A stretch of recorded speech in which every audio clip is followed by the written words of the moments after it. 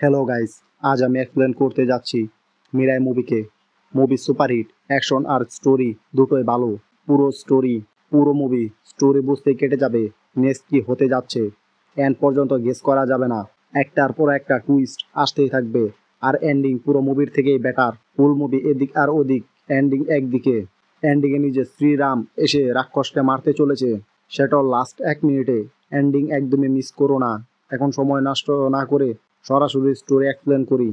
শুরুতে বলা হয় অশোক 232 বিসিতে কলিং জয় করার পর এক অনুতপ্ত হয়েছিল। নিজের সব শক্তিকে 9টি গ্রন্থে ভাগ করে দিয়েছিল, যাতে যতটা বিনাশ অশোক করেছে ততটা কেউ কখনো করতে না পারে। নবম গ্রন্থধারী যোদ্ধায় থাকবে ভবিষ্যৎ দেখার শক্তি, যাতে সে যে কোনোভাবে খারাপ শক্তির হাত থেকে 9টি গ্রন্থ রক্ষা করতে পারে। আর বাকি 8টি গ্রন্থ যোদ্ধাদের থাকবে আরও শক্তি। 232 বিসি থেকে ওইসব যোদ্ধাদের বংশধরেরা গ্রন্থগুলো রক্ষা করে আসছে। তারপর মুভি 2000 সালে শুরু হয়। এখানে নবম গ্রন্থধারী যোদ্ধা আম্বিকাকে দেখানো হয়। আম্বিকা আজ ধ্যান করতে করতে ভবিষ্যৎ দেখতে পেল। শীঘ্রই এক কালো শক্তি গ্রন্থগুলো নিতে চলে এসেছে। তাকে কেউ 8জন যোদ্ধা থামাতে পারবে না, সে সবাইকে মেরে ফেলবে। যদি সেই কালো শক্তি নবম শক্তি গ্রন্থ পেয়ে যায়, সে অমর হয়ে যাবে। তাই তাকে থামানো খুব দরকার। আম্বিকা তখন কবুতরের মাধ্যমে সব 8 গ্রন্থধারী যোদ্ধারকে মিটিংয়ে ডাকলো এবং তাদের ওই ভবিষ্যৎ বিষয়ে জানালো। কিন্তু কোনো যোদ্ধাই আম্বিকার কথা সিরিয়াসলি নিল না। সবাই নিজেদের শক্তি আর সৈন্যের উপর বিশ্বাস ছিল, এরা ওই খারাপ শক্তিকে নিজেরাই সামনে নেবে। আম্বিকারও কিছু বলা বৃথা ছিল, কারণ ভবিষ্যৎ তো চেঞ্জ হওয়ার নয়। যোদ্ধাদের মধ্যে যে ইগে ঢুকে গিয়েছিল তা তাদের কিছুই ভাবতে দিচ্ছিল না। তাই আম্বিকা নিজেই ওই বিনাশ থেকে বাঁচার পথ খুঁজতে নিজের আশ্রম ছেড়ে হিমালয় পর্বতে অগত্য ঋষিকে খুঁজতে রওনা দিল। অম্বিকা প্রেগনেন্ট ছিল এবং অগত্য ঋষিকে খুঁজতে পাওয়া প্রায় অসম্ভব। অম্বিকা ওই কন্ডিশনেও চলতে থাকলো এবং শেষে অজ্ঞান হয়ে পড়ে গেল। তখন অগত্য ঋষি অম্বিকাকে এক গুহায় নিয়ে গেল, বলল যে ভবিষ্যৎ চেঞ্জ হবে না। ওই খারাপ শক্তিকে কলিযুগে জন্মানো কোনো মানুষ থামাতে পারবে না। কিন্তু ক্রেতা যুগে শ্রীরামজির সময়ের মি অস্ত্র আজও আছে। কেবল সে অস্ত্রই বিনাশ রুখতে পারে। ওই অস্ত্রে পৌঁছানো মানুষকে প্রকৃতি শিক্ষা দেবে এবং পরীক্ষা নেবে। মি আনতে পারবে আম্বিকারই এক অংশ। এর জন্য আম্বিকাকে নিজের ছেলেকে ত্যাগ করতে হবে। আম্বিকা দুনিয়া বিনাশ রুখতে নিজের সন্তানকে ত্যাগ দিল এবং তাকে গাঁটে রেখে নিজের নবম গ্রন্থ লুকাতে চলে গেল। এখন মুভি প্রেজেন্টে ফিরে আসে। আম্বিকা চলে যাওয়ার 25 বছর কেটে গেছে।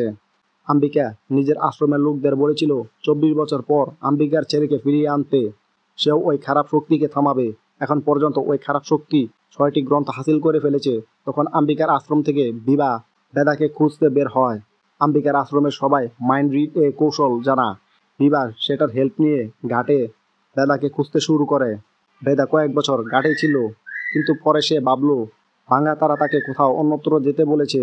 বেদা সেটাকে ফলো করে ঘাট থেকে অন্য এক স্টেশনে চলে গেল এবং সেখানে কয়েক বছর থাকার পর অন্যত্র কোথাও। এখন বেদাকে দেখানো হলো সে আজ এক গাঁজা গ্যাংয়ের সাথে ফাইট করছে। বেদাকে আজও নেচারে গাইড করে আসছে এবং তার পরীক্ষা নিচ্ছে। আজ ওই ফাইটে বেদা গাঁজাকে জ্বালিয়ে দিল এবং তারপর এর গন্ধে গুন্ডা ও বেদা সবাই নেশায় চলে গেল। তারপর পুলিশ এসে সবাইকে জেলে ঢুকিয়ে দিল। তখন বিভা বেদাকে খুঁজতে খুঁজতে ওখানে চলে এলো। বিভা ইন্সপেক্টরকে বলল গাঁজা জ্বলে গেছে, কিছুক্ষণ পর ওদের নেশাও কেটে যাবে। তখন পুলিশের কাছে গাঁজার কোনো সবুতি থাকবে না, তাই সবাইকে ছাড়াই ভালো হবে, না হলে উল্টো ইন্সপেক্টরের উপর কেস হতে পারে। সবাইকে জেল থেকে ছাড়ানোর পর বিভা বেদার সাথে দেখা করতে আসে, যাতে তাকে পাস্ট আর ফিউচার বুঝিয়ে দিতে পারে। বিভা জানালো এক খারাপ শক্তি 9টি গ্রন্থের পিছনে লেগে আছে, বেদাকে এগুলো রক্ষা করতে হবে, মিরিয়ে আনতে হবে। কিন্তু বেদা এসব কথা শোনার মুডেই ছিল না।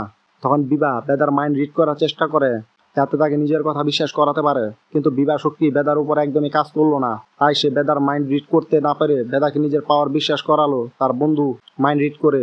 তারপর সেখান থেকে চলে গেল। তখন ইন্সপেক্টর এদের উপর নজর রাখছিল, যাতে নিজের জব বাঁচাতে পারে। ইন্সপেক্টর এখন বিভার উপর নজর রাখতে তার কাছে ট্র্যাকার লাগিয়ে দেয়। তারপর বিভা নিজের আশ্রমে কবুতরের মাধ্যমে মেসেজ পাঠালো যে বেদা মিলেছে। এদিকে লামাকে দেখালো হলো লামাই ওই খারাপ শক্তি। তার কাছে এখন 6টি গ্রন্থের শক্তি এসেছে। লামা জাপানে 7ম গ্রন্থ খুঁজে পেল এবং সেটা পেতে যোদ্ধা আর সৈন্যদের সাথে ফাইট করে সবাইকে মেরে ফেললো। এখন শুধু 2টি গ্রন্থ বাকি। এদিকে আজ বেদাকে মারতে আবার সেই গাজা গ্যাং চলে এলো। তখন বিভা বেদাকে বাঁচাতে আক্রমণের উপর নিজের উপর নিয়ে নিল এবং বেদার সাথে এক ছোট্ট জায়গায় লুকিয়ে গেল। বেদা নিজে ফাইট করতে পারতো। এদিকে আজ বেদাকে মারতে আবার সেই গাজা গ্যাং এসে গেল। তখন বিভা বেদাকে বাঁচাতে আক্রমণ নিজের উপর নিয়ে নিল। বেদার সাথে এক ছোট জায়গায় লুকিয়ে গেল। বেদা নিজে ফাইট করতে পারতো, কিন্তু সে তা না করে বিদার সাথে লুকিয়ে থাকতে মজা পাচ্ছিল। বেদা তখন থেকেই বিবাকে ভালোবাসতে শুরু করলো। এরপর বিবার কাছে আশ্রম থেকে কবুতর ফিরে এলো। তার সাথে মেসেজ এলো যে লামা সপ্তম গ্রন্থ নিয়ে নিয়েছে, বেদাকে তাড়াতাড়ি রেডি করতে হবে, এদের কাছে একদমই সময় নেই। তখন বেদা বিবাকে প্রপোজ করতে এলো। বিবা আবারও পরিস্থিতির সিরিয়াস বোঝানোর চেষ্টা করলো এবং তাকে বেদার মা আম্বিকা সম্পর্কে বলল। আম্বিকা ভবিষ্যৎ দেখতে পারে, হাজারো লোক আম্বিকাকে পূজা করে, বেদাও তাদের মতোই। তখন বেদা হার্ট হয়ে ওখান থেকে চলে গেল। সে তো তার মায়ের সম্পর্কে কোনোদিন কিছুই শোনেনি। বেদার কাছে সে একজন অনাথ। তারপর আবার লামাকে দেখানো হলো। লামা পাস্টে আম্বিকা ওয়ার্ন করেছিল যে সে কোনোদিনই নবম গ্রন্থ পর্যন্ত পৌঁছাতে পারবে না। তখন অম্বিকা লামার উপর ভারী ছিল, তাই লামা 10 বছর